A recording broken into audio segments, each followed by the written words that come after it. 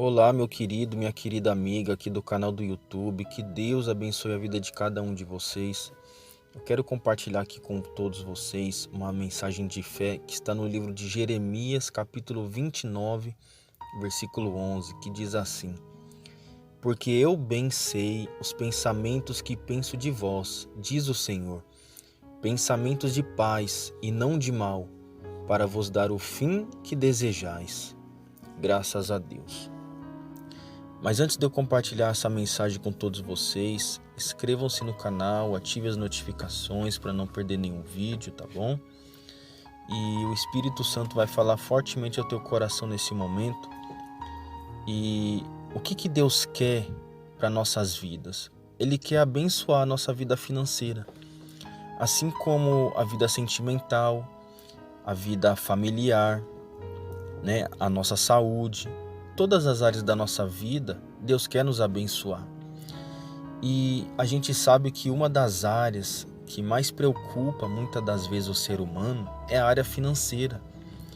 Porque se a gente parar para analisar, ninguém quer depender de ninguém, quer ficar pedindo dinheiro emprestado, né? Isso é uma coisa chata, isso é algo que muitas das vezes é até vergonhoso. Imagina você dirigindo o seu carro e acaba a gasolina e você não tem dinheiro para colocar gasolina no seu carro. Aí você tem que parar no meio da avenida e você tem que ficar ligando para fulano, para ciclano te socorrer. Enfim, o seu aluguel está atrasado e às vezes você tem que pedir um empréstimo ou ficar, muitas das vezes, talvez até se humilhando para o dono do estabelecimento onde você paga o aluguel ou sua casa. E, para ele aguardar um pouquinho para você pagar ele. Enfim, essa não é a vontade de Deus. A Bíblia diz que se a gente ouvir a Deus e obedecer a Ele, a gente vai comer o melhor dessa terra. Significando que, assim como nessa mensagem que a gente leu agora em Jeremias, capítulo 29, versículo 11, que Ele quer nos dar aquilo que a gente deseja, que é o quê? É viver o melhor dessa terra.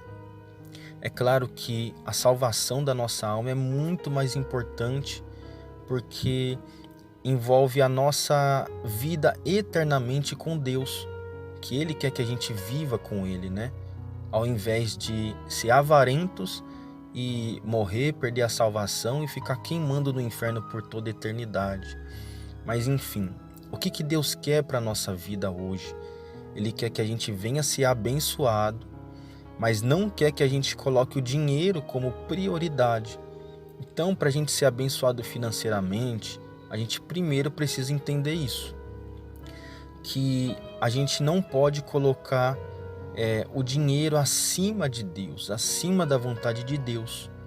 Porém, Ele não quer que você, que eu, que ninguém passe necessidade, fique numa vida miserável. De jeito nenhum, essa não é a vontade de Deus e pode ter certeza disso.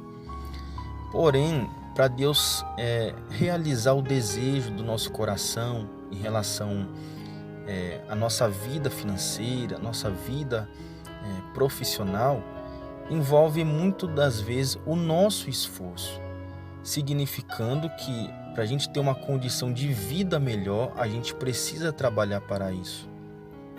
E é claro, você que está me ouvindo aqui, você é uma pessoa que se esforça, você levanta cedo, né?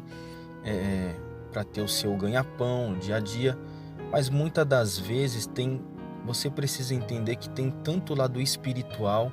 Se porventura você vê que a sua vida financeira não avança, não vai para frente, então tem tanto o lado espiritual que você precisa entender o que está acontecendo para você destravar sua vida financeira, tanto também como o seu lado emocional, né? No sentido do seu entendimento, como que você reage diante da dificuldade que você enfrenta financeiramente falando. Por exemplo, vamos para o lado emocional primeiro, o seu lado físico. Se você sabe que você não quer mais depender de ninguém, você quer depender somente de Deus, você não quer mais pedir dinheiro emprestado, você percebeu que isso é algo chato. Você que está me ouvindo, talvez que tem passado necessidades a ponto de ficar pedindo cesta básica. Enfim, cada um sabe da sua situação. E o que você vai fazer para mudar essa situação? Você não pode desanimar. Muitas das vezes as pessoas desanimam diante dessa situação. Mas você tem que fazer o quê? Você tem que reagir. Porque ninguém fará por você aquilo que você tem que fazer.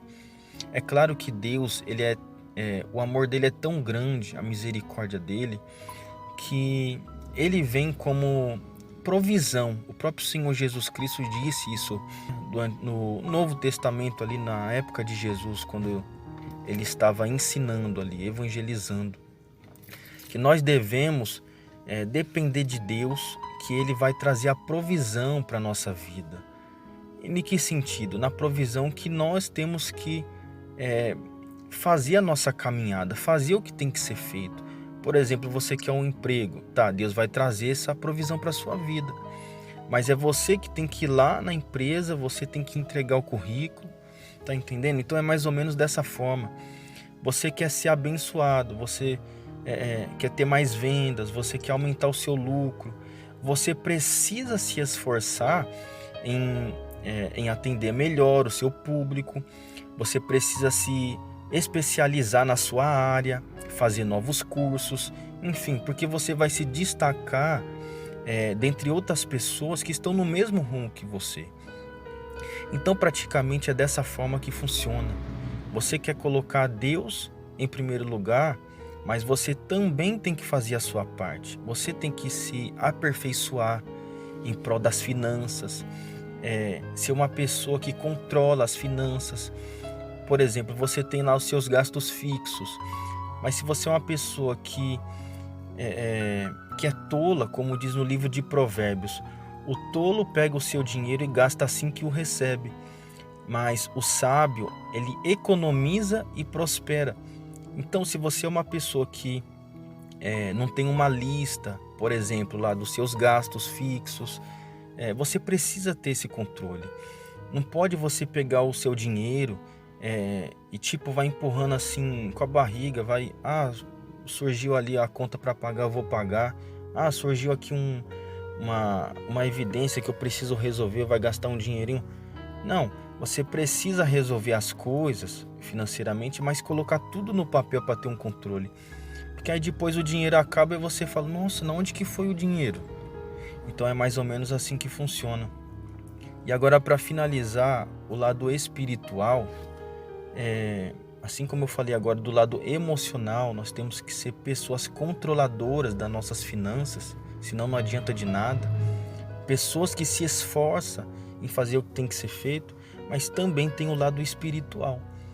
No livro de Malaquias, capítulo 3, diz para a gente trazer os dízimos à casa do tesouro, significando que a gente tem que trazer o dízimo diante da presença de Deus. Então, a gente fazendo isso, está escrito lá, que Deus é aquele que repreende o devorador, o cortador, o migrador, significando que no mundo espiritual, os demônios, se você é um fiel dizimista, os demônios não vão poder atingir a tua finança, de jeito nenhum. Por que Deus ele colocaria essa palavra como história da carochinha? De jeito nenhum. Então é essa fé que você tem que ter. Você também tem que entender isso a respeito do lado espiritual, para você ser abençoado nas suas finanças, tá bom? Então faça a sua parte, faça o que tem que ser feito, coloque a Deus como prioridade na sua vida financeira e pode ter certeza, se você planejou e se você está seguindo o caminho que você quer alcançar aquilo que você almeja, é como a gente leu agora no livro de Jeremias, que Deus ele vai realizar o desejo do nosso coração, porque ele tem pensamentos de paz para nos que a gente deseja, tá bom? Então que Deus abençoe a sua vida grandiosamente, tá bom? Compartilhe aqui os vídeos para a gente poder também ajudar mais pessoas que precisam de uma palavra de fé e de esperança.